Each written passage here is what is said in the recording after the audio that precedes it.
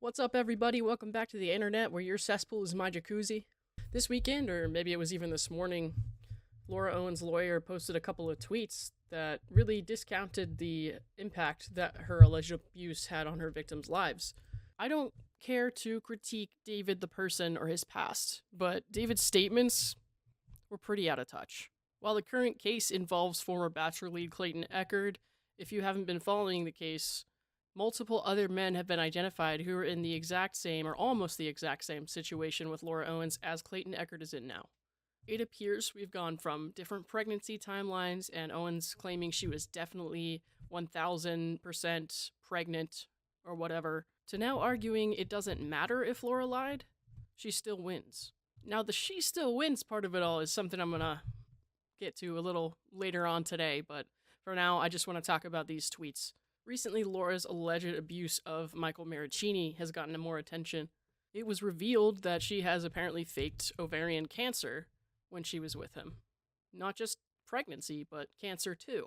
Now, this morning when speaking on Twitter about Michael Maricini, David Gingras tweeted, "She flew the kid to Iceland and Dubai. It doesn't seem like he suffered that much." David wants to share facts because he thinks so much misinformation is going around. Here are some facts. An asshole is still an asshole in Iceland, and an abuser is still an abuser in Dubai. Gingras also tweeted, Mike dated Laura for 2 years, almost. The pregnancy part of this was like minimal, if anything. This is what I don't understand. Even if she wasn't pregnant, this has basically zero impact on any part of their lives. Makes no sense to me at all. Now, David has discussed his own experience with a false pregnancy claim. However, this is not the same situation at all. As David puts it, it took him 2 minutes and $0 to resolve his case. In the final part of that tweet, he says it did nothing to destroy him. Good for you, David. But Clayton acts like Laura has destroyed lives? How? I don't get it. And you are goddamn lucky you don't get it. This is Butter. Butter's my puppy. Sometimes, when we're walking outside, Butter tries to eat shit off the ground. But even Butter thinks this shit is disgusting. I try to be reasonable, so taking the position of it doesn't matter if Laura lied in regard to the court case, I can kind of get that. He's doing his job. But taking the position that it doesn't matter if Laura lied because it didn't impact anyone's life is bullshit. If somebody tells you they don't want you booking a trip without talking to them first, if you guys have been having a problem and then all of a sudden they go out and do this anyway against your wishes, that's not a kindness. You don't get to shower people with things they didn't ask for and maybe didn't even want, and then later use it as a claim, hey, I'm not a bad person, nothing bad happened to them, look at what I did. When my ex faked cancer, she took me to Austria. It was a beautiful place, and I was miserable. This is such a gross understatement of what happened to these men. Faking a pregnancy to keep someone around in a situation they clearly don't want to be in is emotional abuse. Now, it's one thing if somebody decides to stay with their pregnant partner because it's their belief that, they should be with the mother of the child, even if they weren't necessarily in love, if they don't want to get married.